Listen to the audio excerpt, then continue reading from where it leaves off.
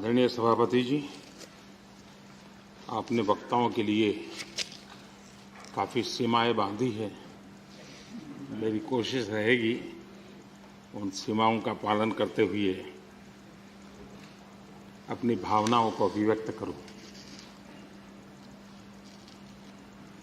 वैसे हमारे यहाँ विदाई समारंभ तो है ही है, जा रहे हैं साथी, लेकिन जैसे बंगाली में कहते हैं आमी आशी, या गुजराती में कहते हैं आवजो, कम अगेन। वैसे कहते तो बाय बाय, लेकिन कहते कम अगेन।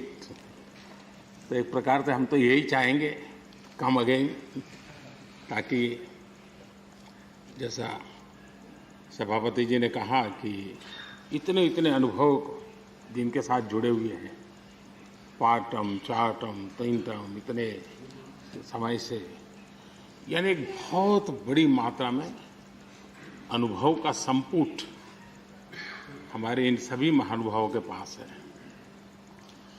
और कभी कभी ज्ञान से ज्यादा अनुभव की ताकत होती है।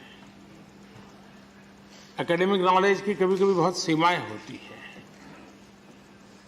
वो सेमिनार में काम आता है, लेकिन अनुभव से जो प्राप्त हुआ होता है उसमें समस्याओं के समाधान के लिए सरल उपाय होते हैं, उसमें नयापन के लिए अनुभव का मिश्रण होने के कारण गलतियां कम से कम होती हैं। और इस अर्थ में अनुभव का अपना एक बहुत बड़ा महत्व होता है। और जब ऐसे अनुभवी साथी सदन से जाते हैं तो बहुत बड़ी कमी सदन को होती है, राष्ट्र को होती है। आने वाली पीढ़ियों के लिए जो निर्णय होने वाले हैं उसमें कुछ कमी रह जाती है। और इसलिए जब अनुभवी लोग जाते हैं उनके लिए यहां बहुत कहा जाएगा, लेकिन जब अनुभवी नहीं यहां है तब जो है उनकी जिम्मेवारी जरा और बढ़ जाती है।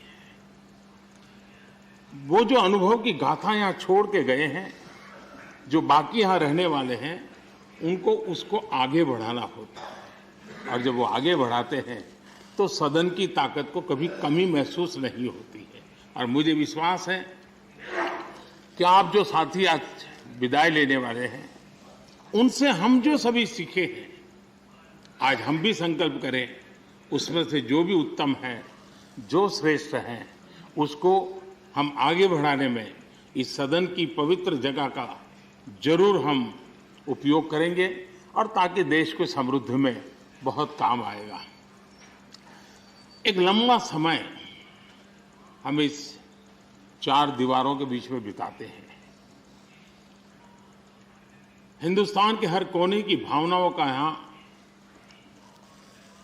प्रतिबिंब, अभिव्यक्ति, वेदना, उमंग, सब कुछ यहां पर एक प्रवाह बहता रहता है। और उस प्रवाह को हम भी अनुभव करते रहते हैं। लेकिन कभी हमको लगता होगा कि मैंने इस सदन में बहुत कुछ कंट्रीब्यूट किया, बहुत सच्चाई है, लेकिन साथ साथ इस सदन ने भी हमारे जीवन में बहुत कुछ कंट्रीब्यूट किया। हम सदन को देकर के जाते हैं, उससे ज्यादा सदन से लेकर के जाते हैं, क्योंकि भारत की विविधताओं से भरी हुई सामाजिक व्यवस्थाओं से, अनेक प्रकार के उतार चढ़ाव वाली व्यवस्थाओं से निकली हुई चीजें, उसको हम प्रतिदिन अनुभव करते हैं सदन में।